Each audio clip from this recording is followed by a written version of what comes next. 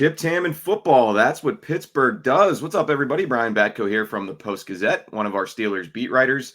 Joined today. We're doing something a little different today. We usually have on like a national analyst or a play-by-play person or a former player. But today we've got comedian, impressionist, podcaster, most important for the purposes of this podcast, huge lifelong Steelers fan, Joey Mulinaro, who happens to be from Indianapolis. So perfect for this week. Thanks so much for joining me, Joey. How's it going?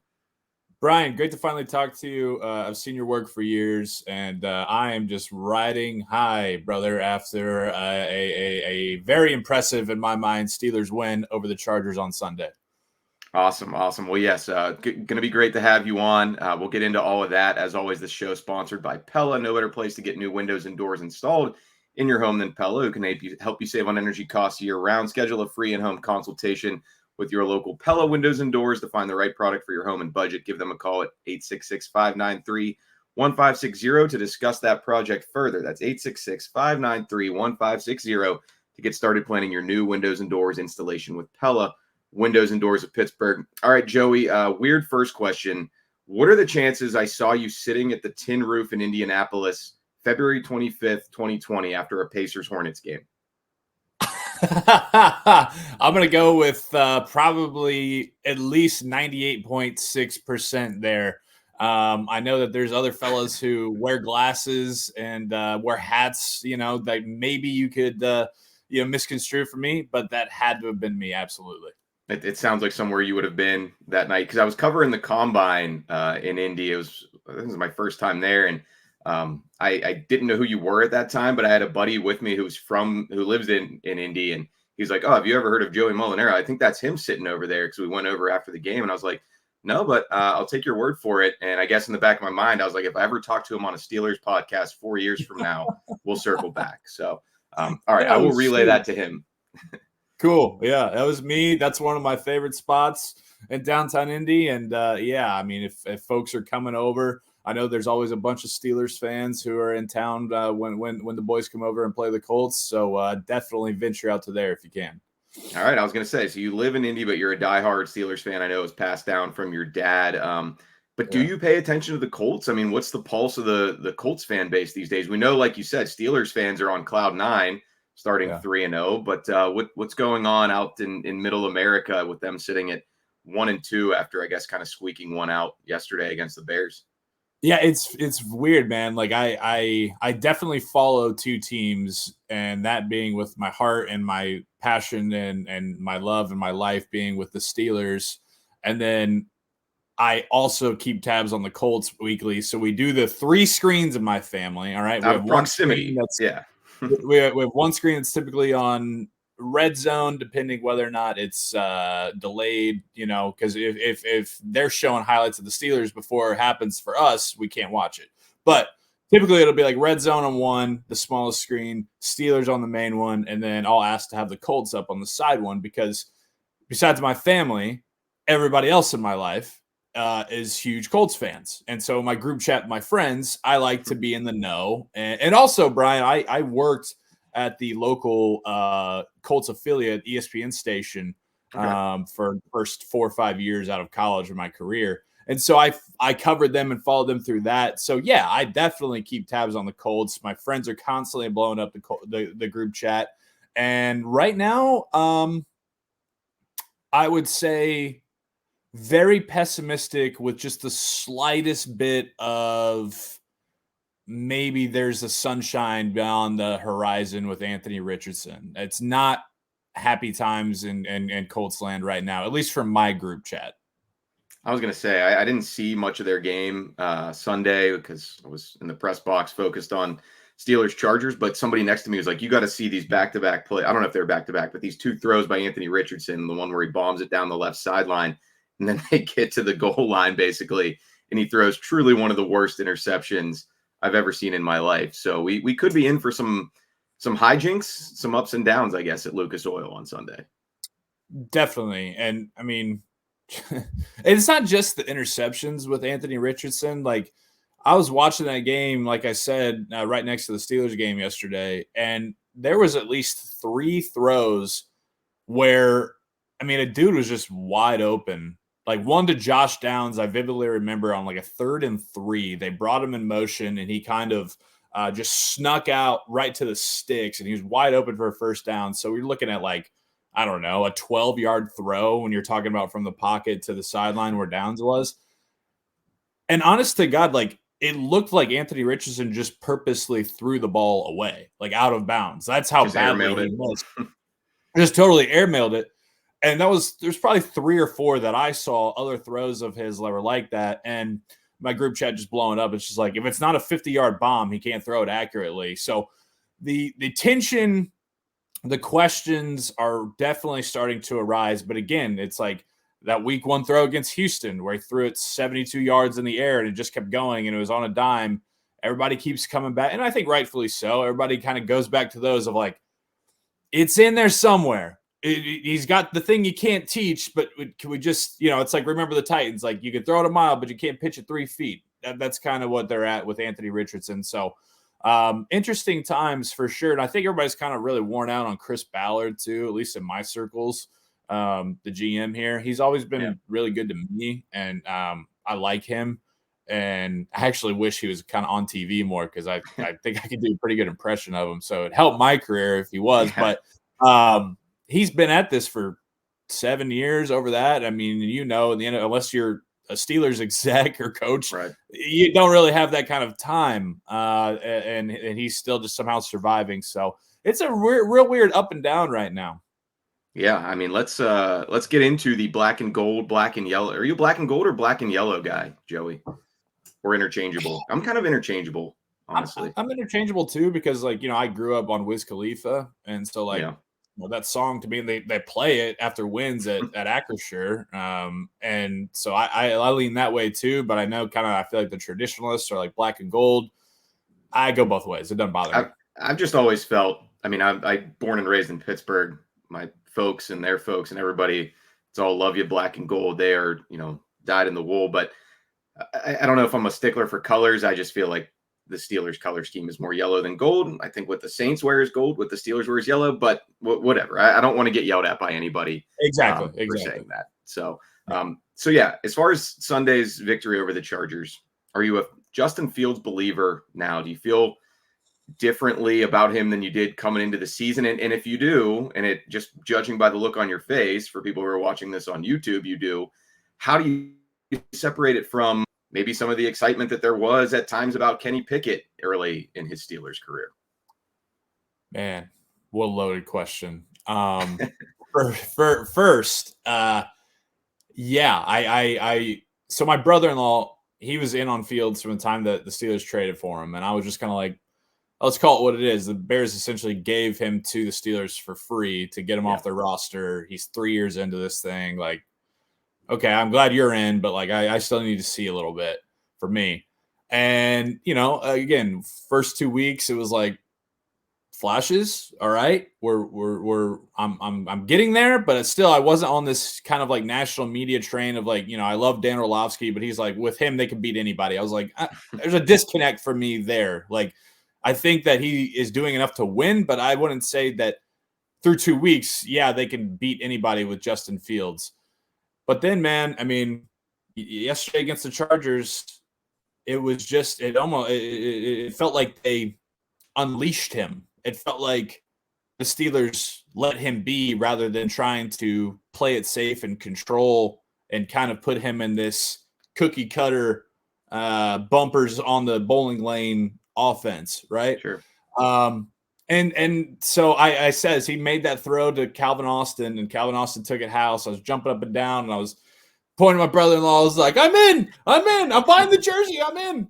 And they told me not to do that because I seemingly had bad luck of I had a Kenny Pickett jersey, and I had a Mike Wallace jersey, and I had an Antonio Brown jersey. So, I'm probably going to stay away.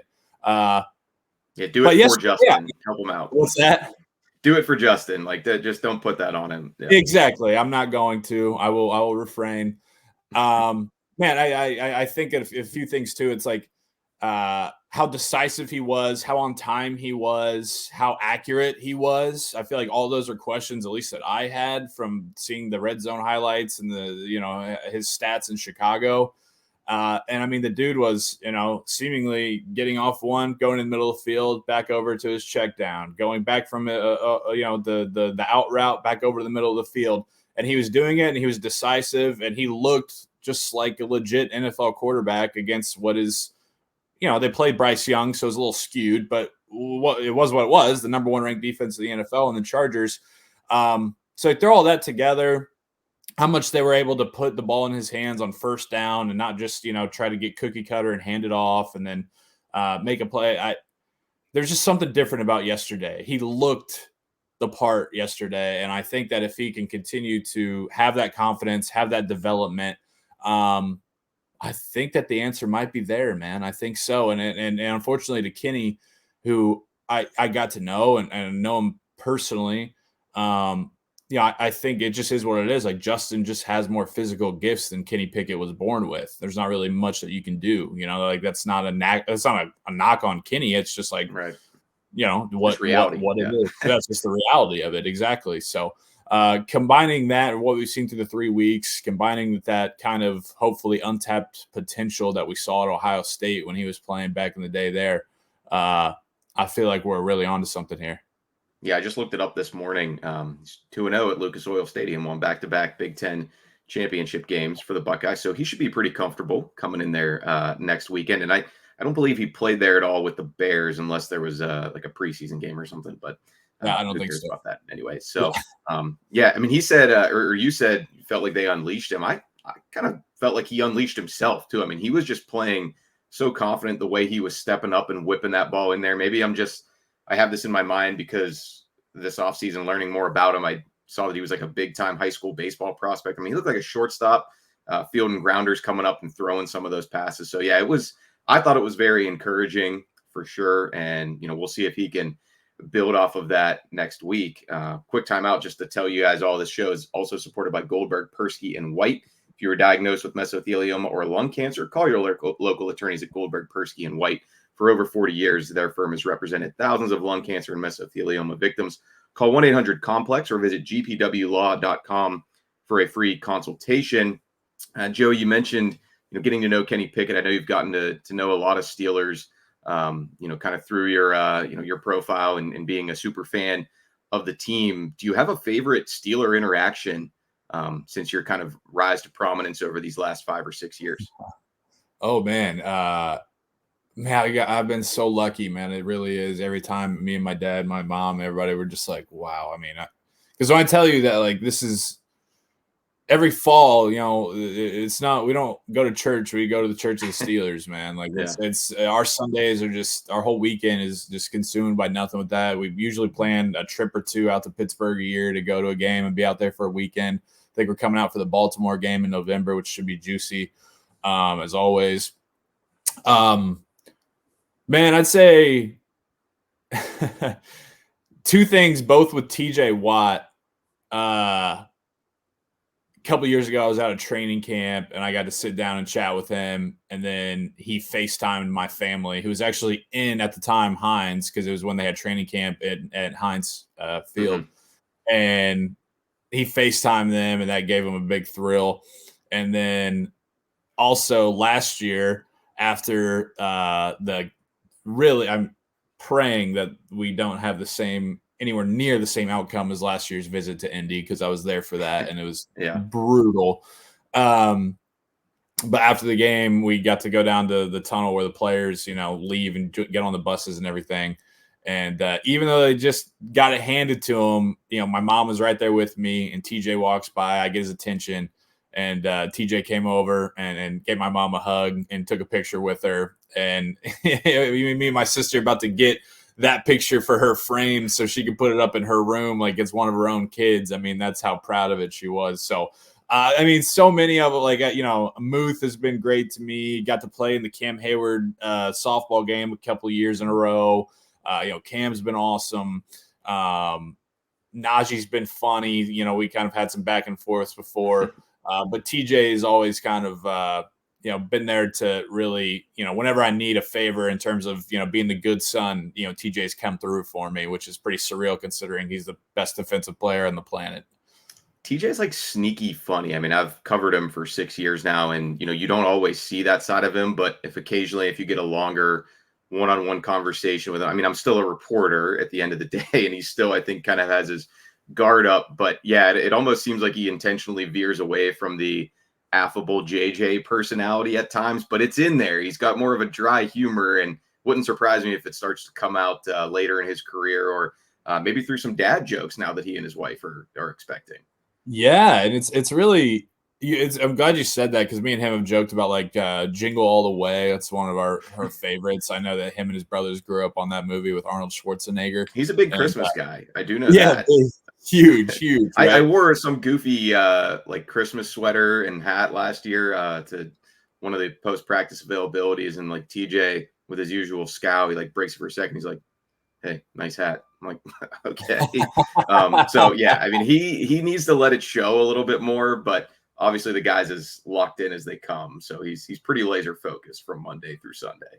He is, and it's funny that like you would think it would be the opposite in terms of if we're just looking at how the studies go of how birth order affects people. Like JJ being the oldest, you'd think he would kind of be that way, and he's the type A, and then the little one's like the goofball. Yeah, right. You would think TJ would be the one who's kind of class clown, like one shelf's personality, like have a bunch of fun, and they kind of flipped it there, which is funny. And he said, he just like wants to be a high school football coach after he gets done playing. Like he doesn't want to do media, which I respect, man. I mean, what a job, coaching high school football. But yeah, dude, I mean, and the Steelers themselves too, honestly. I mean, like I've gotten to do a bunch of super cool things with the team and the organization, and just be included on a bunch of that, which is, like I said, I mean, I remember exactly where I was, what I said when Willie Parker busted that 75-yarder behind Alan Faneca and Super Bowl 40, and I was 12, and here I am all these years later, and to have that kind of relationship, I mean, it's just absolutely dream come true type stuff. For sure. Have you had any negative interactions or any least favorite interactions, whether it's from not necessarily from their point of view, but like if you were just like, man, why did I do that or say that? That was weird and awkward, and that wasn't great. With players? Yes. Or have you ever talked to any coaches? Do the coaches know who you are? The fella who coaches the receivers now, I can't remember his name off the top. Oh, Zach Azzani, yeah. Mike Azzani, he follows me on Twitter. So I know he knows. Like, I don't know if Coach Tomlin knows. He probably does, and like, probably for the best that we had. Like, I've just been like, I think fairly critical of Coach Tomlin. Like I always say, like, I have the utmost respect for him, like to do what he's done for as long as he has. There's so much of it that drives me nuts where it's just like pick a side, and I'm just like, I think I can have the right to say Coach Tomlin, legend, utmost respect. Like, guys want to play for him. He's done it for this long. But also, on the other hand, I think he's a head coach in the NFL. He can be criticized a little bit. Right. I always seem to get more backlash on that than I think that I should. So I'm sure that's probably gotten around to him. Maybe. I don't really know. But, I mean, I would love to meet Coach Tomlin. Anyways, yeah, I think Chase Claypool blocked me. I mean, when he had that run, you said the wrong thing or something, and he happened to catch wind of it, I guess, and that's I've been there too. I mean, it comes with it was like you remember the Thursday night Vikings debacle in 21 when they got down like 34-0, almost climbed back and won, and Claypool got up and was pointing first down, and again, right. I don't think I was being wrongly critical, like everybody was, but. Apparently he saw or got wind, and so he blocked me on everything, but all good. How's that working out for him? Yeah, so that's about it, really. Everything else has been great. I get some people sometimes who are, like born and raised Pittsburgh folks who are kind of just like, who's this guy? You shouldn't be, blah, blah, blah. And I'm like, gatekeeping. Have you watched a road game for the Steelers ever? Right. Like, that's why I call it Steelers Nation. They're literally everywhere. But other than that, man, it's all been good, and I love Pittsburgh truly. Like my family, we talk about, honestly, we've had legit conversations before about moving out to Pittsburgh. That's how much we love it, and that's how much we've gotten to know different people out there, and how much we love the team is to want to be around it. Absolutely. Well, hey Joe, it's been a lot of fun, man. Thanks so much for taking some time out for the show. Anything you want to promote or, kind of bring to people's attention before I get you out of here? Yeah, just follow me on wherever you take in your content. Joey Mulinaro on Twitter, TikTok, Instagram, YouTube. You punch up live Joey Mulinaro, punch up live / Joey Mulinaro. That's where whenever I get my next year stand-up dates, you can check those out there. And then me and Benedict Polizzi, we do a weekly show, comedy show, and called These Guys. And you can find that wherever you get your podcasts and on YouTube as well, These Guys Clubhouse. And yeah, we just get on there once a week and, make fun of everything and talk about 90s football players. And it's a whole heck of a lot of fun. So, and also if you're coming out to Indy this weekend, I will be at the game. I'll be running around downtown Indy on Sunday. If let's meet up, let's have a drink. Let's hopefully see the boys go 4-0. So just hit me up online. All right. Awesome. Well, for Joey Mulinaro, I'm Brian Batko. Thanks as always to you guys for finding us here on the Chip Taman Football Show from the Post-Gazette. There's a ton of Steelers content out there, so I always appreciate it if you click on this one and stick through. So hope you enjoyed the show. We'll be with you with a lot more content, videos, podcasts, articles throughout the rest of the week leading up to the Steelers-Colts in Week 4 as they try to go undefeated. I'm Brian Batko. We'll talk to you next time.